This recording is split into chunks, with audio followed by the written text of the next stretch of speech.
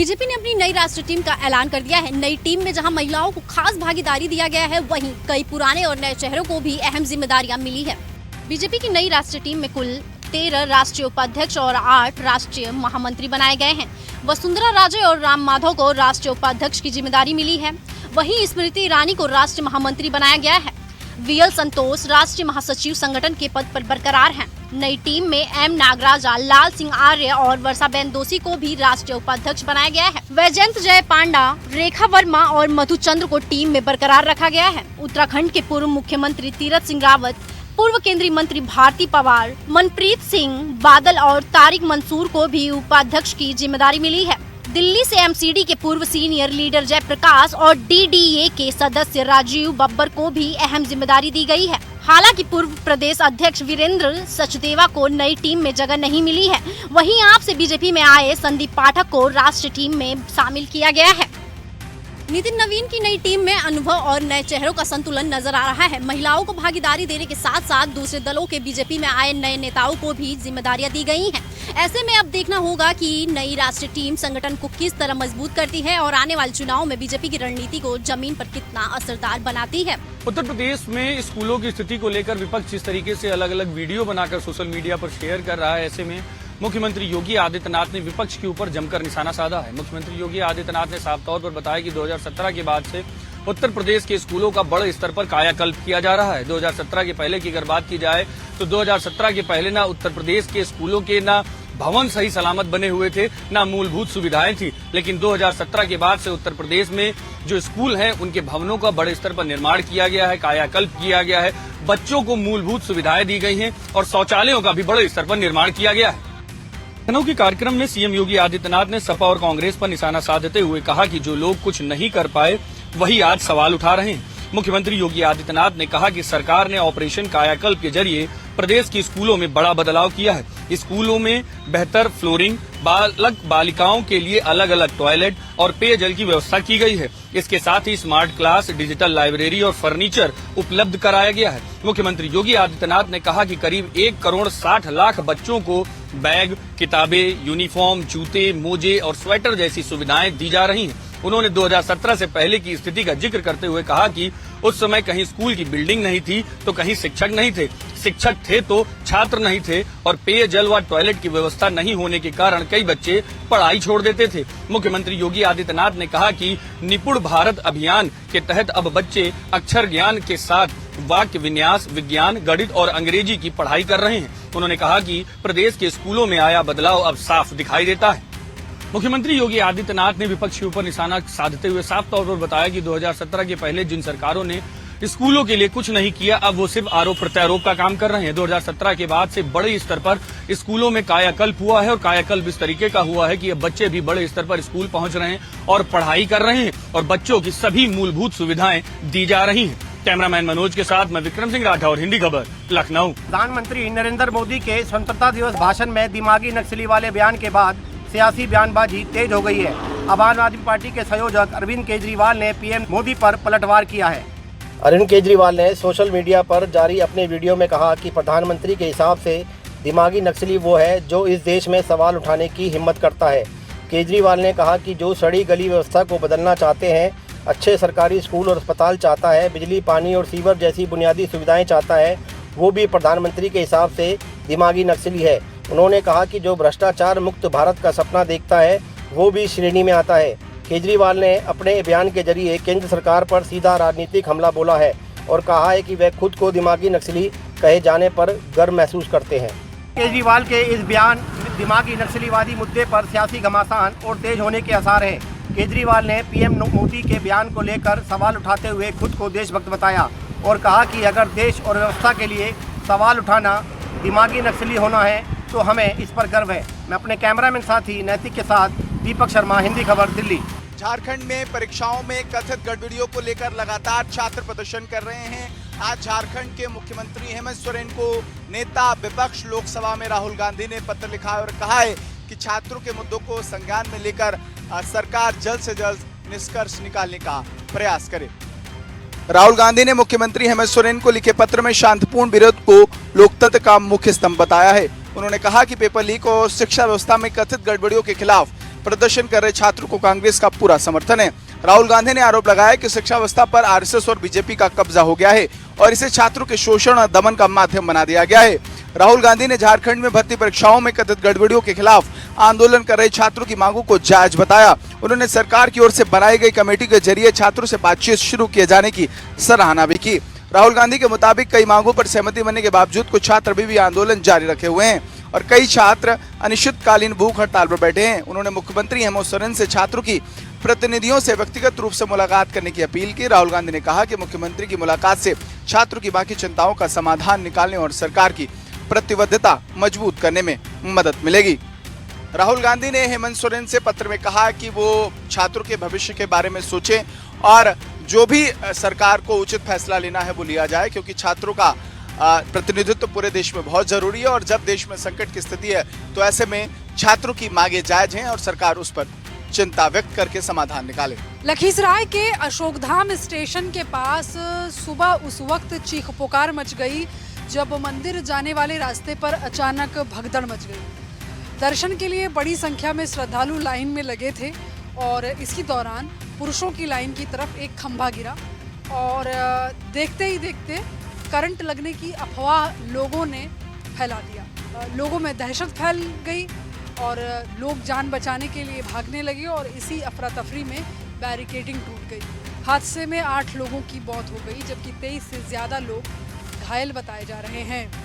लखीसराय के अशोकधाम स्टेशन से मंदिर जाने वाले रास्ते पर सोमवार को बड़ा हादसा हो गया।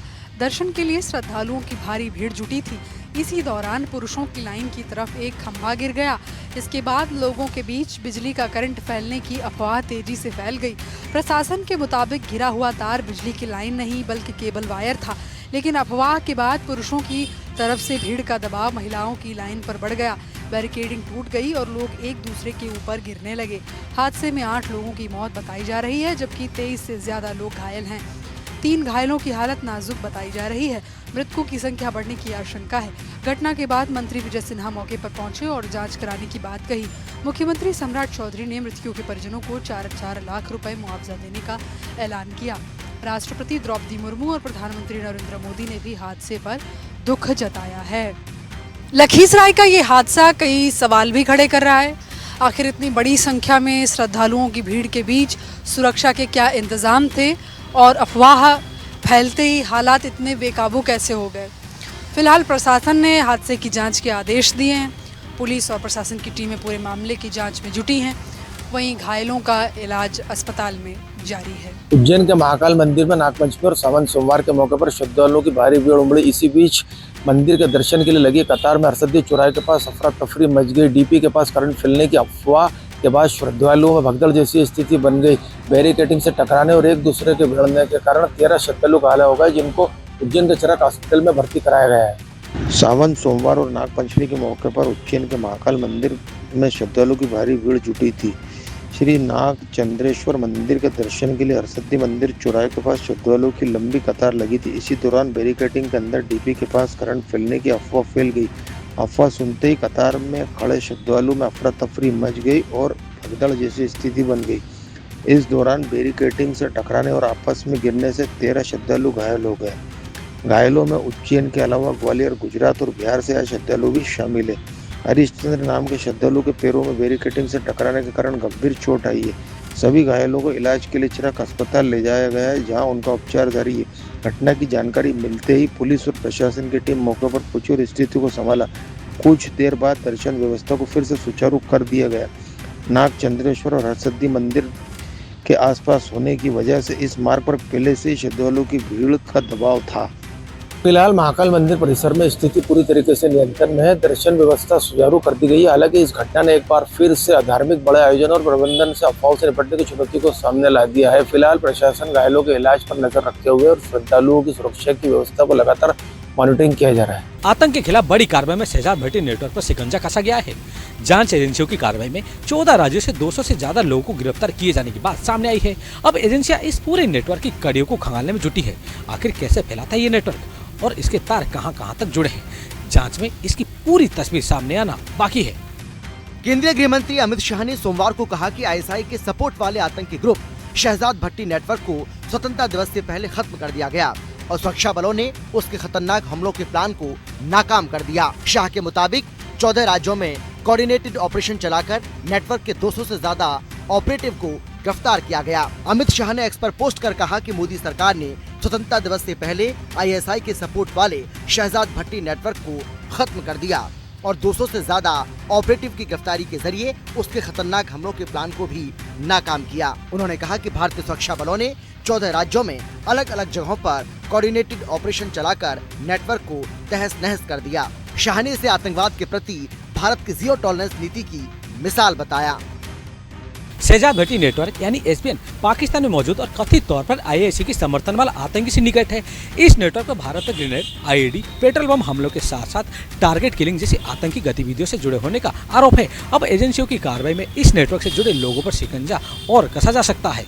नगर में IPS आशुतोष मिश्रा की वृद्ध मां की हत्या पुलिस के लिए एक सरदर्द बना हुआ है। मालीपुर थाना क्षेत्र के रूड़ा गांव में हुई इस हत्याकांड को लेकर के जहां प्रशासन गंभीर है, वहीं अपराधियों का न पकड़ा जाना पुलिस के लिए एक पहेली बनी हुई है। IPS के मां के सोने के कंगन, झुमके, तमाम सोने का आभूषण गायब है। फिलहाल पुलिस ने हत्या को पकड़ने के लिए लगातार प्रयास कर रही है और बिस्तर सुरक्षित रख लिया है। IPS आशुतोष मिश्र की मां इंदिरा देवी की हत्या और लूटपाट के मामले में पुलिस जांच जारी है, लेकिन अब तक हत्याओं का कोई सुराग नहीं मिल सका है। स्वतंत्रता दिवस के कार्यक्रम में मां के साथ शामिल होने के बाद आशुतोष मिश्र शनिवार देर शाम लखनऊ लौट गए थे। रात करीब 10 बजे उन्होंने मां से फोन पर बात भी की थी। शनिवार सुबह फोन न उठने पर चिंता बढ़ गई। करीब 9 बजे घर में काम करने वाली नौकरानी पहुंची तो घर का मुख्य दरवाजा बाहर से बंद मिला। अंदर पहुंचने पर इंदिरा देवी का शव बेड से पड़ा हुआ था और उनके मुंह में कपड़ा ठूसा हुआ था। सूचना मिलने पर पुलिस मौके पर पहुंची। शव से सोने के चैन, कुंडल, कंगन और अंगूठे गायब मिले। हाथ में इंजेक्शन का निशान और शरीर पर खरोच का निशान भी मिला। 3 डॉक्टरों के पैनल ने वीडियोग्राफी के साथ पोस्टमार्टम किया, लेकिन मौत का कारण स्पष्ट नहीं हो सका। पुलिस ने बिस्तर सुरक्षित कराया गया है और हार्ट अटैक की आशंका की जांच के लिए हृदय परीक्षण के लिए भेजा जाएगा। हत्या और लूट का मुकदमा दर्ज कर स्वाट टीम और SOG सर्विलांस और स्थानीय पुलिस की टीमें जांच में जुटी हुई है। CCTV फुटेज और संदिग्ध मोबाइल लोकेशन खंगाली जा रही है। IPS आशुतोष मिश्रा की मां की हत्या को लेकर के उत्तर प्रदेश में सियासत गर्म हो गई है। बसपा सुप्रीमो मायावती और सपा सुप्रीमो अखिलेश यादव ने भी कानून व्यवस्था पर सवाल उठाए हैं। अखिलेश यादव ने कहा है कि उत्तर प्रदेश में अब पुलिस अधिकारी के परिवार वाले ही सुरक्षित नहीं है तो आम जनमानस का क्या हाल होगा। वहीं बसपा सुप्रीमो मायावती ने कहा है कि इस तरह की घटना अत्यधिक निंदनीय है। पुलिस जल्द से जल्द अपराधियों को गिरफ्तार कर उन्हें कड़ी सजा दे। सबसे बड़ी बात तो यह है कि पुलिस कब तक हत्या गिरफ्तार करती है और हत्या की मुख्य वजह कब सामने आता है, हत्या क्यों हुई, इसका मुख्य कारण क्या था। फिलहाल पुलिस सारे बिंदुओं पर काम कर रही है। उत्तर प्रदेश के जनपद गोंडा में एक निजी स्कूल में 15 अगस्त स्वतंत्रता दिवस के अवसर पर छात्राओं द्वारा बुर्का पहनकर भोजपुरी गाने पर डांस करते हुए एक वीडियो सोशल मीडिया पर वायरल हुआ और जब ये वीडियो सोशल मीडिया पर वायरल हुआ तो जिला प्रशासन ने संज्ञान लेते हुए बड़ी कार्रवाई करते हुए नजर आए। पूरा मामला गोंडा जिले के खुड़ारे थाना क्षेत्र के एक निजी स्कूल का है, जहां स्वतंत्रता दिवस के कार्यक्रम में संस्कृति प्रस्तुति के दौरान छात्राओं ने बुर्का पहनकर डांस किया। वीडियो सामने आने के बाद सोशल मीडिया पर लोगों की अलग अलग प्रतिक्रियाएं सामने आने लगी। कुछ लोगों ने कार्यवाही की मांग की। विवाद बढ़ने के बाद स्कूल प्रबंधक राम सुरेश ने सफाई देते हुए कहा, वायरल वीडियो स्वतंत्रता दिवस के कार्यक्रम का है और इसमें शामिल सभी छात्राएं हिंदू समुदाय से हैं। उन्होंने कहा, अगर इस प्रस्तुति से किसी की समुदाय की भावनाएं आहत हुई है तो माफी मांग रहा हूँ। मामला यही नहीं थमा। जब जिला प्रशासन तक वायरल वीडियो पहुंचा तो वायरल वीडियो को संज्ञान लेते हुए जिला प्रशासन ने तत्काल स्कूल को सील कर दिया और संबंधित प्रबंधक के खिलाफ कार्रवाई के निर्देश दे दिए। भले ही जिला प्रशासन ने उस विद्यालय को सील कर दिया हो, लेकिन जिस तरीके से छात्राओं द्वारा बुर्का पहनकर डांस करने का जो वीडियो लगातार वायरल है, ये विवाद लगातार जारी है। गोंडा से राशिद खान, हिंदी खबर। उत्तर प्रदेश के गोंडा से अंधविश्वास का हैरान कर देने वाला मामला सामने आया है, जहां एक तांत्रिक के दावे पर परिजनों ने 5 साल के बच्चे की कब्र खोदकर उसका शव बाहर निकाल लिया। तांत्रिक ने दावा किया था कि जड़ी बूटी के जरिए वो मृत बच्चे को दोबारा जिंदा कर सकता है। मामला गोंडा के छपिया थाना क्षेत्र के अज्ञा माफी गांव का है, जहां जयप्रकाश के 5 वर्षीय बेटे सत्यम की 14 अगस्त को अचानक तबीयत बिगड़ गई थी। परिजन उसे सामुदायिक स्वास्थ्य केंद्र छपिया लेकर पहुंचे, जहां इलाज के दौरान उसकी मौत हो गई। इसके बाद परिवार ने बस्ती के मखौड़ा धाम में बच्चे का अंतिम संस्कार कर दिया। बाद में परिजनों को खलीलाबाद के एक तांत्रिक के बारे में जानकारी मिली। तांत्रिक ने मृत बच्चे को दोबारा जिंदा करने का दावा किया। बेटे को वापस पाने की उम्मीद में परिजन तांत्रिक के पास पहुंचे। तांत्रिक ने जड़ी बूटी देकर कहा कि इसे पिलाने से बच्चा जीवित हो जाएगा। इसके बाद 15 अगस्त को परिजनों ने बच्चे की कब्र खोदी और शव को निकालकर जड़ी बूटी पिलाई और करीब 3 घंटे तक शरीर में हलचल होने का इंतजार किया, लेकिन जब कोई प्रतिक्रिया नहीं हुई, परिजनों ने शव को दोबारा दफना दिया। गोंडा की इस घटना ने एक बार फिर अंधविश्वास के खतरनाक असर को उजागर किया है। बेटे को वापस पाने की उम्मीद में परिवार ने तांत्रिक के दावे पर भरोसा किया, लेकिन आखिरकार उन्हें निराशा हाथ लगी। ये मामला बताता है कि मुश्किल वक्त में अंधविश्वास की बजाय वैज्ञानिक सोच और सही चिकित्सा पर भरोसा करना कितना जरूरी है। उत्तर प्रदेश के उन्नाव और अमरोहा में गंगा एक्सप्रेस वे पर सड़क धंसने का मामला सामने आया है। सोनी के पास किलोमीटर संख्या 421 पर मेरठ से प्रयागराज जाने वाली लेन करीब 10 किलोमीटर तक धंस गई। इस घटना ने एक्सप्रेस वे की गुणवत्ता पर सवाल खड़े कर दिए हैं। गंगा एक्सप्रेस वे पर सड़क धंसने की घटना सामने आई है। बताया जा रहा है कि किलोमीटर संख्या 421 पर मेरठ से प्रयागराज जाने वाली लेन का एक हिस्सा अचानक धंस गया।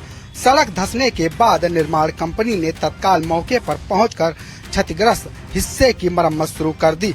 हालांकि अभी तक सड़क धंसने की असली वजह सामने नहीं आई है। जांच के बाद ही पता चल पाएगा कि ये घटना निर्माण में किस कमी, बारिश या किसी अन्य कारण से हुई है। गंगा एक्सप्रेस वे करीब 594 किलोमीटर लंबा है, जो मेरठ से प्रयागराज तक बनाया गया है। इसके उद्घाटन के कुछ समय बाद ही सड़क धंसने की घटना सामने आने के बाद निर्माण गुणवत्ता को लेकर सवाल उठने लगे हैं। इस मामले को लेकर समाजवादी पार्टी ने भी सरकार पर निशाना साधा है। सपा ने सोशल मीडिया पोस्ट के जरिए आरोप लगाया कि प्रदेश में बनाए जा रहे एक्सप्रेस वे लगातार धंस रहे हैं और यह भ्रष्टाचार को दर्शाता है। हालांकि सरकार या निर्माण कंपनी की ओर से इन आरोपों पर अभी कोई आधिकारिक प्रतिक्रिया सामने नहीं आई है। फिलहाल एक्सप्रेस वे पर यात्रियों की सुरक्षा को लेकर ध्यान में रखते हुए मरम्मत कार्य तेजी से किया जा रहा है। उन्नाव और अमरोहा में गंगा एक्सप्रेस वे पर सड़क धंसने की घटना के बाद अब सबसे बड़ा सवाल निर्माण गुणवत्ता को लेकर उठ रहे हैं। फिलहाल प्रशासन और निर्माण कंपनी की टीम मरम्मत में जुटी है, जबकि सड़क धंसने के कारणों का खुलासा जांच रिपोर्ट आने के बाद ही हो पाएगा। कैमरामैन गौतम के साथ में लालचंद, हिंदी खबर, लखनऊ। उत्तराखंड में चारधाम यात्रा को लेकर श्रद्धालुओं का उत्साह जारी है और भारी बारिश के बीच भी बड़ी संख्या में श्रद्धालु चार धामों में दर्शन करने के लिए पहुंच रहे हैं। उत्तराखंड के पर्यटन मंत्री सतपाल महाराज ने चारधाम यात्रा को लेकर आंकड़े साझा किए हैं। उन्होंने बताया कि यमुनोत्री धाम में अब तक 6,64,251 श्रद्धालु, गंगोत्री में 7,41,349, केदारनाथ में 14,56,854 और बद्रीनाथ धाम में 16,32,363 श्रद्धालु दर्शन कर चुके हैं। इसके अलावा हेमकुंड साहिब में भी 2,05,069 श्रद्धालु पहुंचे हैं। इस तरह चारधाम और हेमकुंड साहिब में कुल 47,45,456 श्रद्धालु दर्शन कर चुके हैं। 15 अगस्त 2026 तक यात्रा के लिए 60,48,695 पंजीकरण दर्ज किए गए हैं। पर्यटन मंत्री ने कहा कि राज्य सरकार का फोकस सिर्फ चारधाम यात्रा तक सीमित नहीं है। प्रदेश में धार्मिक और पर्यटन स्थलों को विकसित करने की योजनाओं पर भी काम किया जा रहा है। महासू मंदिर परिसर के विस्तार के लिए 120 करोड़ रुपए की योजना बनाई गई है। इसके साथ ही कार्तिकेय स्वामी मंदिर, आदि कैलाश और ओम पर्वत जैसे धार्मिक स्थलों को भी विकसित किया जा रहा है। शाक्त, वैष्णव, शैव, महासू और गोलू सर्किट के जरिए उत्तराखंड में धार्मिक पर्यटन को बढ़ावा देने की तैयारी है। चारों धामों में बड़ी संख्या में श्रद्धालुओं का पहुंचना धार्मिक पर्यटन के क्षेत्र में उत्तराखंड की नई उपलब्धि माना जा रहा है। इसमें सरकार और प्रशासन लगातार व्यवस्थाओं को और दुरुस्त कर रहे हैं। इसके साथ ही पुराने जो धार्मिक स्थल हैं और जो नए धार्मिक स्थल हैं उनको और बेहतर तरीके से विकसित किया जा रहा है। देहरादून से कैमरा पर्सन इलियास अहमद के साथ मैं शुभांगी भट्ट, हिंदी खबर।